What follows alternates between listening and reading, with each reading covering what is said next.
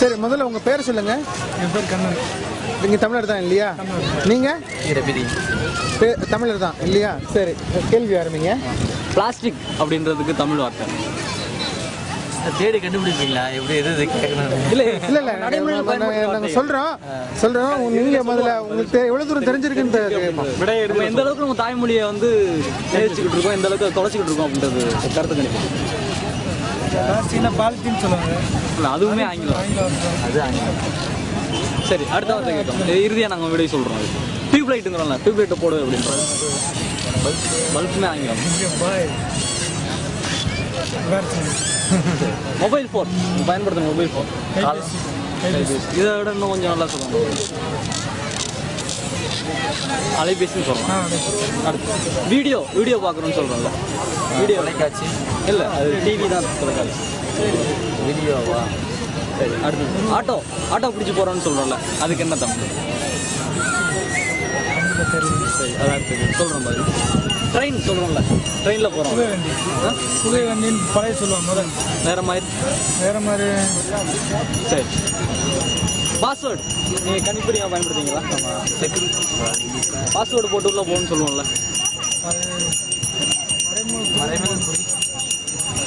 சரி, பாஸ்போர்ட்டுங்கிறோம்ல, பாஸ்போர்ட் வெளிநாடுகள் போகிறதுக்கு விமான நிலையத்தில் பயன்படுத்தி போவோம்ல, பாஸ்போர்ட். அதுக்கு அது ஈசன். டூத் பேஸ்ட் காலையில் பல்லு விளக்கிறதுக்கு பயன்படுத்தணும், டூத் பேஸ்ட். அதுக்கு என்ன தமிழ்? கண்டிப்பாக தெரியும். ரொம்ப கஷ்டமான கண்டுபிடிச்சிருக்கீங்க. ரெடிமேட் ஸ்டோர்னு சொல்கிறோம்ல, ரெடிமேட் ஸ்டோர் அப்படின்னா தமிழ். சரி, நான் அதுக்கான பதில் நான் சொல்லிடுறேன். பிளாஸ்டிக் அப்படின்னா நெகிழி. ஆமாம், பிளாஸ்டிக் பை அப்படின்னா நெகிழி பை. டியூப்லைட் அப்படின்னா குழல் விளக்கு.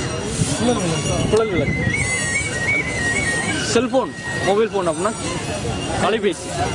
ஆமாம், வீடியோ அப்படின்னா காணொலி.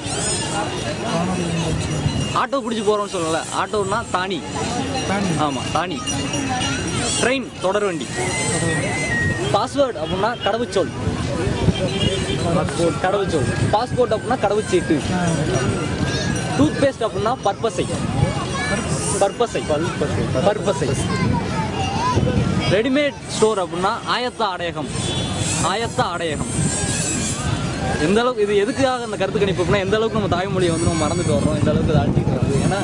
ஏன்னா நம்ம தலைமுறையில் எப்படி அப்படிங்கும்போது அடுத்த தலைமுறைலாம் சுத்தமாக எல்லாமே மறந்துடுவாங்க. நம்ம வந்து ஒரு இனமாக வருவோம், தமிழர்ன்ற இனம் இருக்க மாட்டோம், தமிழம் அப்படின்ற. ரொம்ப நன்றி.